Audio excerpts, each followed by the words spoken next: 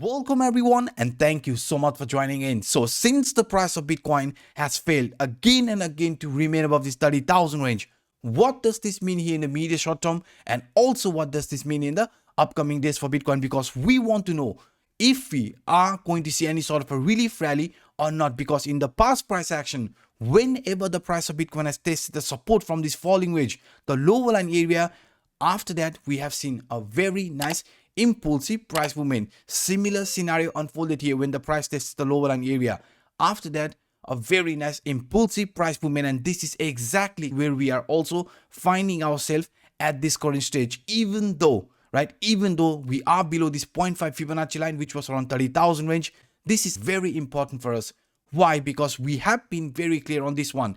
If the weekly is going to close below this 30,000, then this support, the lower line area from this falling wedge, is not going to hold the price, and after that we are expecting this lower price movement to happen. But yesterday the weekly somehow managed to close above this 30,000 range, even though right now we are below this 30,000. So that does make some change, because we right now is expecting the price of Bitcoin to hold this ground around this 29,000 and show this relief rally towards this 32 to 34,000 price area. Why? Because if you look at this example in a smaller time frame around this area, let me show you this descending broadening wedge along with this inverse head and shoulder type of scenario. Even though we are seeing this price retracement, what could this be? A retest of this previous temporary resistance line. Because if you look at this price movement, each and every rejection what we got here from this descending broadening wedge, the upper line area, and now if the price of Bitcoin manages to close or stay above this 29,000 here in the immediate short term, then this could be a retest of this previous temporary raise line before showing any sort of a movement here in this manner. But if we do break below this 29,000, then this scenario are going to be invalid, because right now not just only this descending broadening wedge, also this inverse head and shoulder is indicating if the neckline retest is going to happen and we are also going to break out of it, then you can see guys, the upward price target right after this breakout is going to be around this 34,000 price area. So the top of this descending broadening wedge, which is around 32.5, is going to be our first potential target if the price manages to regain its position above this neckline or the upper line area from the descending broadening wedge. Then I am actually expecting more of a movement here in this manner, where this 32.5 and also this 34,000 is going to be looked as our potential upward price target, because this here could be the retest of this previous temporary resistance line before price again showing this impulsive or this short-term price movement here to the upper direction. Why not just only this example? Also, if you look at this one in a bit different way.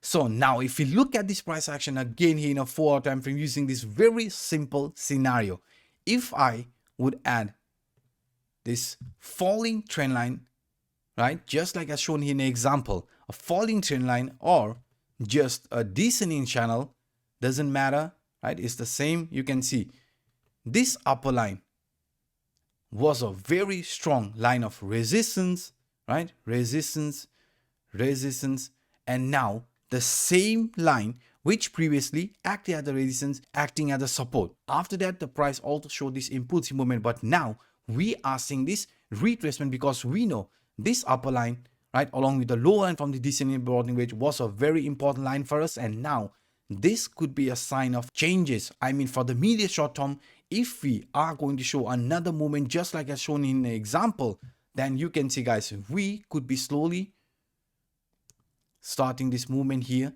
in this manner, following this new ascending channel for the immediate short term for Bitcoin. Why I'm actually showing you this, the support around 29,000 is a very strong support, and also the retest from this neckline and also the descending broadening wedge, the upper line area, could be holding the price more of a range bound, and price slowly trying to head towards this 32.5 and 34,000 range in the immediate short term for Bitcoin. So that's why guys, if this 29,000 support is going to remain, then you can see here, even though we are witnessing this price weakness, we are still expecting some sort of a movement to happen here in this manner. So that's why guys, 34,000 does remain in our price target, right, for the upcoming days. But for that to happen, we are not allowed to break below this 29,000 range. And also beside this example, what I want to talk about is this very interesting scenario using this Williams alligator indicator, or simply the 20 and 50 exponential moving average, which we have been talking since couple of days. Because here in the immediate short term, even though we are seeing this weakness, what I have said, we could be getting gravitated towards this 20 or 50 moving average. So this 2 exponential moving average is going to be our potential upward price target, even though we are seeing this weakness at price action at this current stage, because we are aware this crossover, the 50 exponential crossing above this 20 exponential, has always led to a bigger price retracement here in price action of Bitcoin. I talked about this yesterday. You can see bearish crossover, bigger price retracement, bearish crossover, bigger price retracement. But not just only, right, not just only looking through this moving averages. If you also look at this price action using this Williams alligator indicator, you can see, according to Williams alligator indicator, in the past price action, whenever this blue line, right, this blue line from this Williams alligator indicator appears at the top and the green line at the bottom, that indicates sign of weakness. And after that, we have seen price retracement. You can see blue line appeared at the top, green line at the bottom. What happened after that? Price retracement. Green line appeared at the top, vice versa, right? And this blue line at the bottom, after that, a very nice impulsive movement. Here again, green line at the top, blue line at the bottom, impulsive price movement. But here, blue line at the top and green line at the bottom led to a bigger price retracement. And this is exactly what we are also witnessing here in price action of Bitcoin, because the blue line is at the top and green line at the bottom. So for this trend to change and to see some actual bullish price scenario continuing like for days, weeks, and even months, we need a proper confirmation from this Williams alligator indicator, this green line to appear at the top, right, blue line at the bottom, and this red line in the middle. And at the same time, we also need the confirmation from this MACD, RSI, and T3CCI indicator, because in an uptrend, whenever we have seen this bullish crossover happening, we saw a bullish crossover here in MACD. And exactly when MACD showed this bullish crossover, RSI line started jumping over 50 level, and at the same time this T3CCI indicator started over positive territory. After that, this bullish movement here to the upper direction. Similar scenario also unfolded here. Bullish crossover. After that, MACD also confirmed it. RSI started jumping over 50 level, T3CCI in a positive territory, confirming this price movement. But now, if we look in our case, this is clearly a bearish crossover in MACD. RSI line clearly below 50 level. T3CCI also in a negative territory.